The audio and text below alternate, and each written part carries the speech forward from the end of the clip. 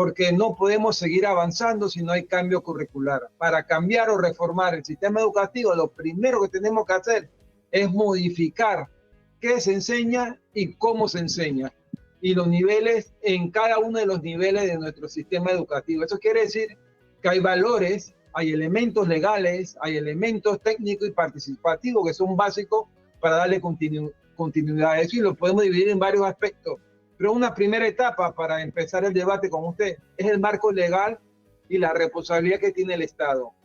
La única institución responsable para hacer una transformación o una reforma educativa a través del Estado es el Ministerio de Educación, es el rector de la educación de este país. Retomando con la think tank panameña Trinca, que en lengua emberá significa saberes, y nos acompaña su presidente, el doctor Miguel Ángel Cañizales, quien está ya conectado con nosotros para compartir, como siempre, esas opiniones, propuestas, puntos de vista de un grupo multidisciplinario que converge en este espacio, en este tanque de pensamiento, con ideas que buscan dejar algún legado positivo para el país. Doctor Cañizales, bienvenido a Relax, feliz año 2026.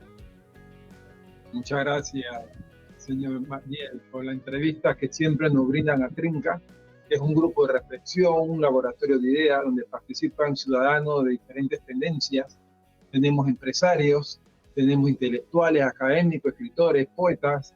Es un sinnúmero de personas que están interesadas en aportar al país alternativas de solución para mejorar la calidad de vida de la población. Hemos sacado libros, hemos escrito revistas, etcétera. Claro, y compartimos aquí martes a martes esas reflexiones que ustedes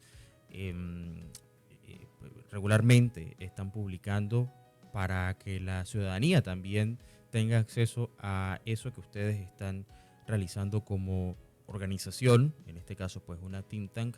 Me parece interesante que Panamá está formando think tanks y varios centros de pensamiento, y lejos de pensar que es negativo, yo pienso que es muy positivo que se estén generando ideas, porque en esa construcción es donde se va generando ese imaginario colectivo que va presentando una idea un poco más concreta de lo que somos como país, como nación, que lastimosamente con los años la hemos perdido. Y me gusta mencionar que después del 2000, el 1999, 31 de diciembre, cuando revierte Estados Unidos por completo el canal a Panamá y sus áreas, el proyecto País Panamá como que perdió una visión clara.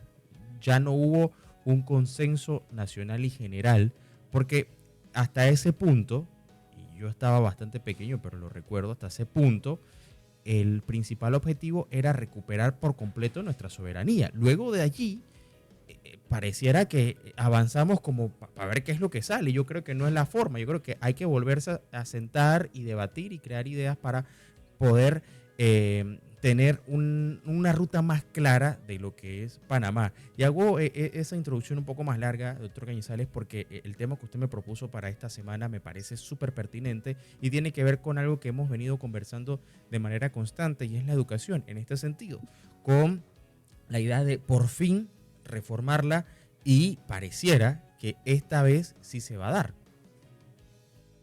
Sí, señor periodista Mariel, interesante la reflexión y la introducción que usted hace, porque Panamá no ha tenido reforma educativa. No podemos hablar de transformación curricular si no hablamos de reforma educativa.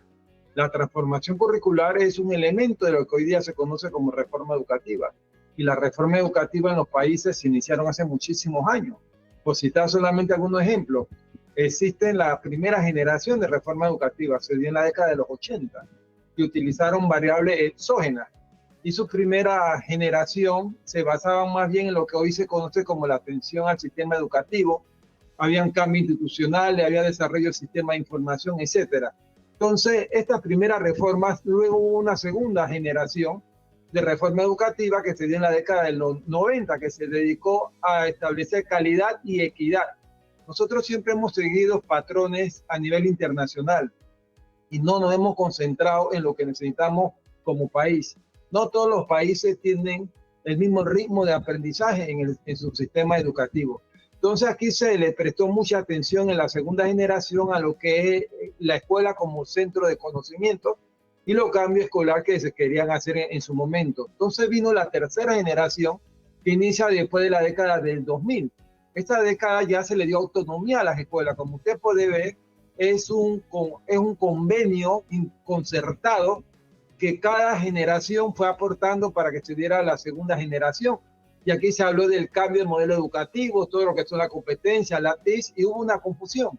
Nosotros tenemos en nuestro sistema educativo enfoque por competencia y tenemos enfoque tradicional antiguo, con el modelo conductista, en que los profesores a veces dan clases que le dictan al estudiante, en que el estudiante se le pone solamente parciales o exámenes, no se le pone trabajo de investigación. Entonces estamos llegando a un momento importante porque la reforma educativa es necesaria y el Ministerio de Educación acaba de decirnos a todos nosotros de que ya tienen una propuesta. Entonces yo creo que hay que felicitar al Ministerio de Educación porque no podemos seguir avanzando si no hay cambio curricular. Para cambiar o reformar el sistema educativo, lo primero que tenemos que hacer es modificar qué se enseña y cómo se enseña, y los niveles en cada uno de los niveles de nuestro sistema educativo. Eso quiere decir que hay valores, hay elementos legales, hay elementos técnicos y participativos que son básicos para darle continuidad a eso, y lo podemos dividir en varios aspectos. Pero una primera etapa para empezar el debate con usted es el marco legal y la responsabilidad que tiene el Estado. El única institución responsable para hacer una transformación o una reforma educativa a través del Estado es el Ministerio de Educación, es el rector de la educación de este país. Por lo tanto, es la entidad encargada para lograr esos objetivos. Y eso no lo digo yo, eso lo dice la ley orgánica de ley 47 del año 1946. Entonces, además de ser la encargada, es la que se encarga de elaborar, actualizar, simplificar, aplicar el currículo, hacer las pruebas, hacer los cambios, pero con la participación de los elementos básicos del sistema educativo. ¿Quiénes son? Los gremios, los docentes, los directores de escuela, los supervisores, los estudiantes, los administrativos. Puede ser el mejor estratega del mundo que quiera hacer una transformación curricular, pero si no participa y no lo valida los gremios docentes, no vamos a tener éxito. Por lo tanto, es importante prestarle atención a esta primera etapa que yo le acabo de mencionar, que es el marco legal. Bueno, y buen punto esto que menciona el marco legal, y me surgen algunas dudas con respecto a esto, porque si bien no es la primera intención que surge de un gobierno de transformar la educación, incluso usted recordará perfectamente el compromiso nacional por la educación que se hizo por allá en el gobierno de Varela y que termina conformando a este grupo multisectorial. Se hizo una ley. Y se hizo una ley, correcto, y se conforma este grupo multisectorial COPEME, que lastimosamente no recibió el apoyo en el gobierno siguiente como se esperaría y no se le dio el seguimiento adecuado. No obstante, estoy muy de acuerdo con eso que usted menciona de que efectivamente tiene que haber un marco jurídico, porque lo que no se pone, no se escribe, pues sencillamente no existe y necesita tener un respaldo jurídico. No obstante, tengo que hacerle algunas otras consultas con respecto a su idea de transformación, porque usted mencionaba sobre la educación por generaciones. Anteriormente hemos conversado y usted ha señalado que hoy el mundo va por una quinta generación. Si lo comparamos con revoluciones, ¿no? Estaríamos hablando de que ya el mundo experimenta una revolución educativa en su quinta fase o quinta transformación, y en ese sentido hay elementos que antes no estaban. El impacto que ha tenido la inteligencia artificial, por ejemplo, el hecho de que ahora se refuerza la necesidad de que exista mayor desarrollo en habilidades blandas y otros aspectos súper importantes dentro de la educación que distan de lo clásico de aprender por memorización, por ejemplo. Ahora, en ese mismo sentido, estamos hablando de un cambio mayor, porque si estamos hablando de reformar la educación, no es algo como que, bueno, vamos a hacer los cambios necesarios, porque siempre habrá oposición por un lado, luego habrá, usted sabe, el tema burocrático, que es otro, y para ponerlo más fácil, doctor Cañizales, del dicho al hecho hay mucho trecho. Entonces, ¿cómo garantizamos de que podamos llegar a el lugar o a Puerto Seguro con una transformación no solamente curricular, sino completa de la educación, sea cual sea la que se implemente, pero que lo podamos ejecutar? Sí, lo primero que tenemos que estar claro es conceptualmente qué significa transformación curricular y qué es una reforma educativa. Una reforma educativa, como mencioné, incluye la transformación curricular como uno de los elementos, pero no es el único elemento para mejorar y transformar la educación. Existen otros elementos, como por ejemplo, no solamente es el currículo y los contenidos, que es altamente complejo y técnico. También existe el sistema de calificación que tenemos en Panamá, que no lo hemos tocado nunca, que es del 1 al 5. Del 1 al 5, cuando todos los países califican del 1 al 100, eso nos genera un problema que en otra oportunidad yo puedo explicar la importancia de cambiar ese sistema de calificación, que somos de los pocos países del mundo que calificamos a la antigua todavía. Eso le quita la oportunidad de los intervalos de poderlo subir matemáticamente, pero eso merece una sesión de discusión para poderlo explicar, para que todos quedemos claros. También la transformación indica si le vamos a aumentar los días de clase porque no cumplimos con el calendario académico. También significa los minutos de clase. O sea, también significa infraestructura. La transformación o la reforma educativa es algo muy complejo. La transformación curricular es un elemento solamente de lo que es reforma educativa. Pero para hacer una buena transformación curricular, como acabo de mencionar, el segundo paso sería realizar un diagnóstico y justificar ese cambio. Es decir, antes de cambiar el currículo, nosotros necesitamos por fuerza hacer un diagnóstico técnico. ¿Qué se involucra ese diagnóstico técnico? Esto involucra establecer cuáles son las debilidades, cuáles son las fortalezas, cuáles son las brechas de aprendizaje actuales. Tenemos que basarnos en los resultados que nos dio la prueba PISA, la prueba TERCE, la prueba ERCE, las pruebas nacionales. Todos estos indicadores nos van a permitir establecer criterios de acción. Y eso debería estar marcado dentro de lo que es un plan estratégico, hacia dónde va el Ministerio de Educación, no decirlo por momentos sin que esté integrado a un plan estratégico como nación, en que debe participar toda la ciudadanía, porque la educación es de todos los panameños y panameñas. La educación no es del Ministerio de Educación, a pesar que el Ministerio de Educación es el rector, es el que dirige ese proceso y que todos los panameños y panameñas tenemos que apoyarlo. Pero aquí lo importante es que deben aparecer nuevas necesidades sociales, tecnológicas y económicas, con las competencias digitales que se están generando hoy en día, con el emprendimiento y las habilidades emocionales. Otro paso que es importante, después de hacer estos dos primeros que ya mencioné, es la participación de los actores clave, que le acabo de mencionar. ¿Por qué es importante que participen los docentes, los directores, los supervisores, los gremios, representantes civiles, padres de la comunidad educativa? Porque son los que van a validar este proceso.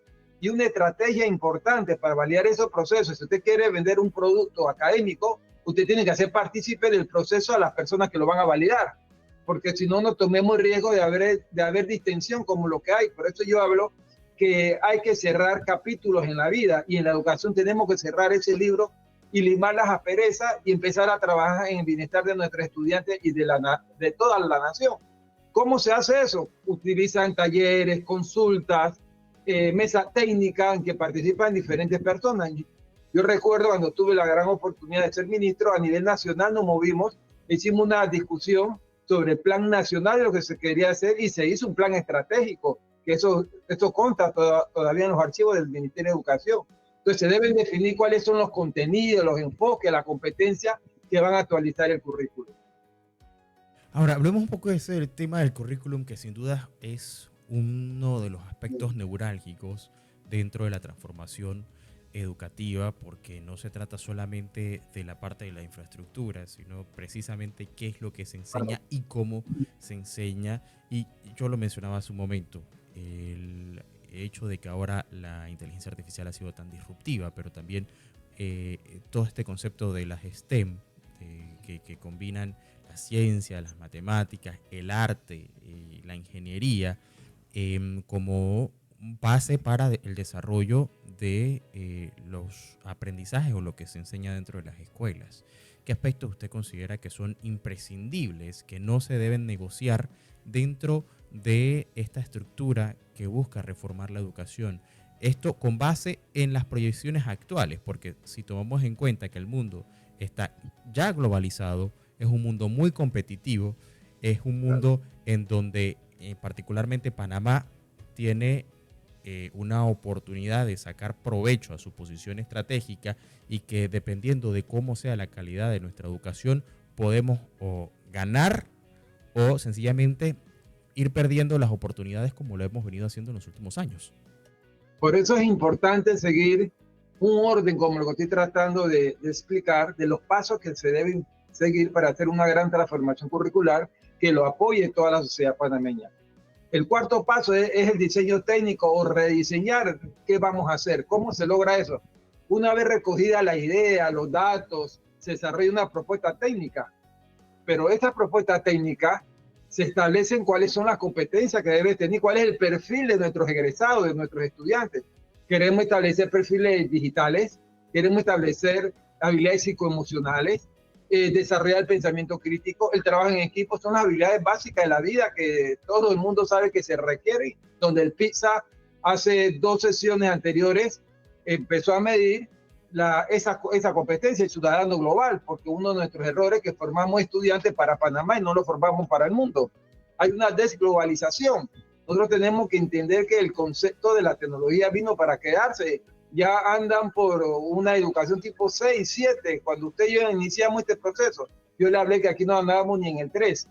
Algunas escuelas particulares posiblemente estén ingresando al 5, pero estamos muy atrasados y esta es la única forma que tenemos. Por eso tenemos que apoyar el Ministerio de Educación, que me parece que es algo muy bueno lo que están haciendo, intentar hacer esta gran transformación curricular, que tenemos una deuda histórica que pagar. La única reforma que se intentó hacer en Panamá formalmente fue la que se hizo en el año 77, 79, que fue derogada y que no se volvió a cambiar. Aquí teníamos planes de estudio de esa época, de esa década. Nosotros cuando tuvimos la oportunidad, nosotros cambiamos, eran como 82 bachilleratos, lo bajamos a 60.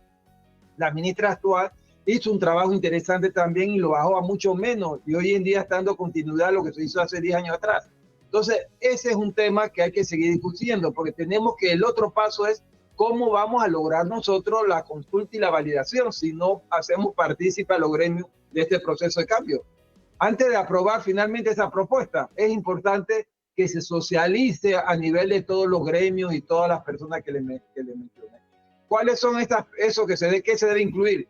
Hacer talleres regionales, se hacen a través de encuestas, se hacen a través de la mesa redonda, se hace a través de la revisión de documentos y finalmente hay una aprobación, hay una implementación oficial, y una vez que el currículo está formalmente redactado y consensuado, el MEDUCA aprueba formalmente el nuevo currículo y le tiene que dar seguimiento de evaluación y hay que hacer un monitoreo para lograr esos cambios.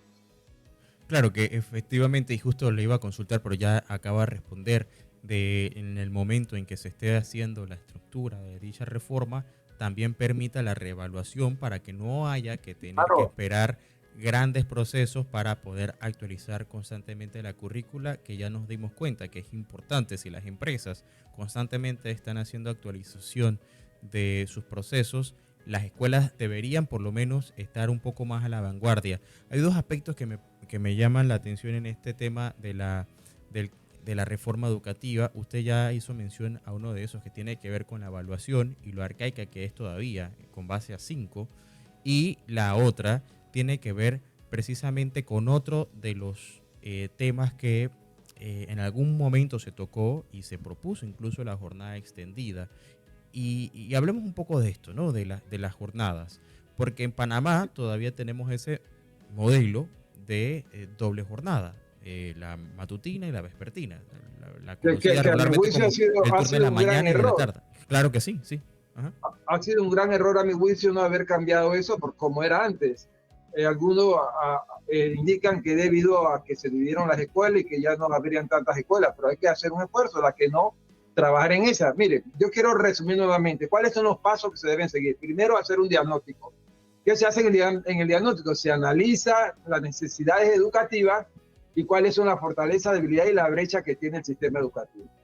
2, la participación es clave e importante, involucrar a docentes, especialistas de la sociedad y gremios docentes, estudiantes y todo lo administrativo. 3, diseñar técnicamente cuál es el modelo teórico que vamos a utilizar, enfoque por competencia, constructivismo, o vamos a utilizar conductismo, etcétera, el enfoque socioformativo, etcétera. Entonces debe haber una consulta para validar todo esto, y después de esa consulta, cuando ya se aprueba oficialmente y se publica, ya empieza entonces la consulta y la implementación, capacitación, y además de eso hay que darle un seguimiento para evaluar continuamente y hacer los ajustes que usted muy bien acaba de explicar. Entonces la pregunta sería, ¿qué materias son las que se deben cambiar en el Ministerio de Educación? Habría que analizar aquí, es muy interesante eso, habría que analizar cuántas materias se da en educación primaria.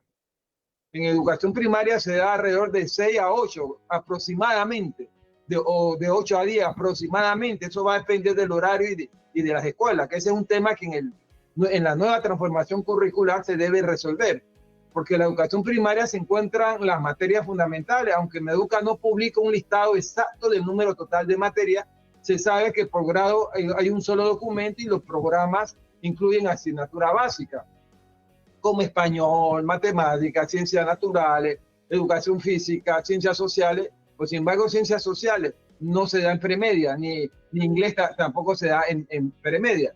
Entonces tenemos que en primaria suele haber de 6 a 8 materias básicas de grado, aunque algunas pueden tener sus divisiones, como por ejemplo la arte y música, los talleres integrados. Entonces lo que estamos viendo es que hay un complemento que se está haciendo. Entonces cuando ya pasamos a la educación premedia, que es del 7º al 9º grado, ya sabemos que se utiliza lo que se hizo en el año 2014, que son los programas de estudios oficiales. Entonces muchos de estos están vigentes todavía, pero en premedia se enseñan alrededor de 11 materias, yo estoy hablando en términos aproximados, y en media son alrededor de 12, pero ahí ya hay un problema. Estamos hablando más de acuerdo si es técnico, si es académica, etcétera. Entonces es complejo, son demasiadas materias, y en el nuevo diseño que se está intentando hacer en estos momentos, hay un cambio interesante en relación a todo eso. Por ejemplo, la materia que se están intentando realizar en eso es hacer el cambio de actitud que se tiene hacia el estudiante en cuanto a la didáctica y a la metodología de trabajo.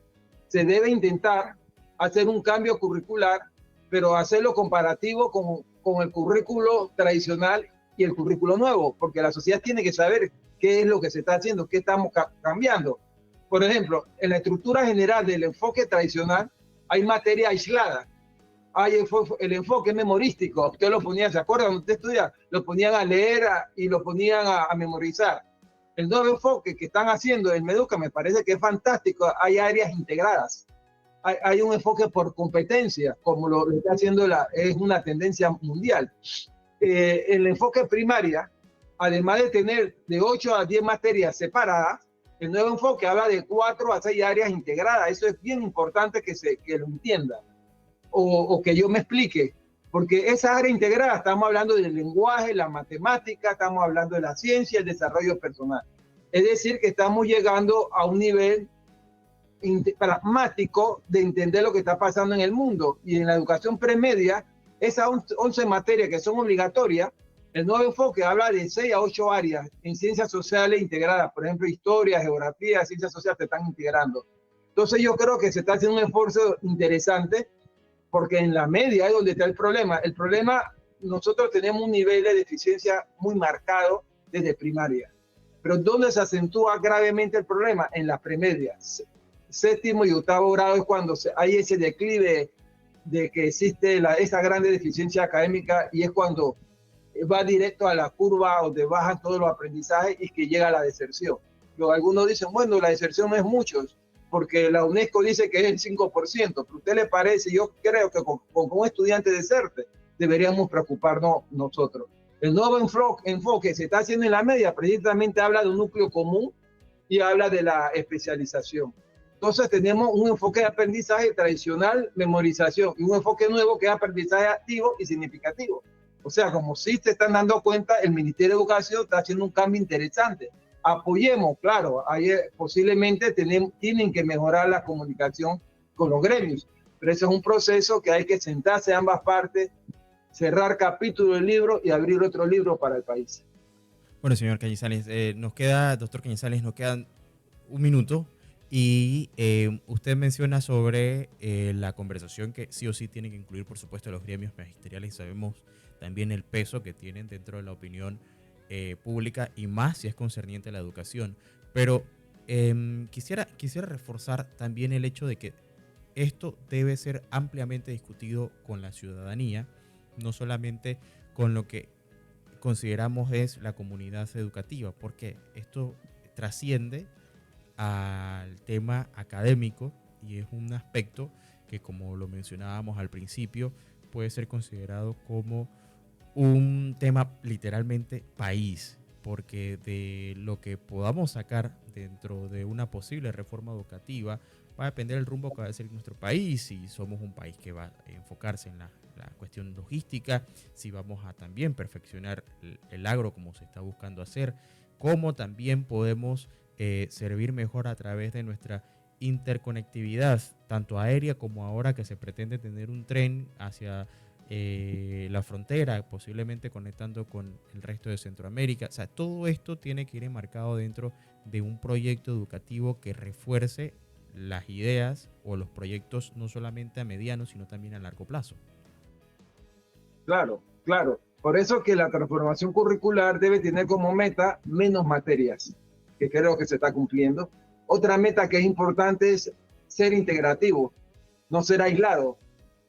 Y además que la educación es para la vida, es pertinente para toda la vida, desarrollando destrezas, competencias, habilidades de competencia que le permita a las personas saber hablar, saber escribir, saber hablar en público, saber razonar, utilizar el pensamiento complejo, utilizar el pensamiento espacial, que en los estudios que estamos haciendo estamos demostrando la importancia que es para la toma de decisión y para poder elevar su nivel académico. El que no conoce matemática y no se le enseña la matemática como un arte, por eso que lo que usted mencionaba es la nueva modalidad que se está utilizando en el mundo de hoy. Y creo que el ministerio está bien encaminado a los cambios que quiere hacer en el currículo, pero necesitamos unificar a los gremios y a la sociedad para tener una validación social. Bueno, doctor Cañizal, es un gusto tenerlo de vuelta aquí con nosotros en Radio Icon para compartir como cada martes en las tardes relax. Así que, bueno, es un tema que apenas empieza y que sin duda vamos a ir conversando y vamos a ir dilucidando a medida que avancen las conversaciones y sea más concreta la idea de una reforma real, bien estructurada en el aspecto educativo de nuestro país. Bueno, muchas gracias por la oportunidad. Esos son los temas que hay que debatir por un mejor Panamá, pero tenemos que empezar a entender que las opiniones son opiniones y que hay que consensuarlas. Y eso es lo que hacemos en Trinca. Podemos discutir, podemos no estar de acuerdo, pero llegamos a consenso.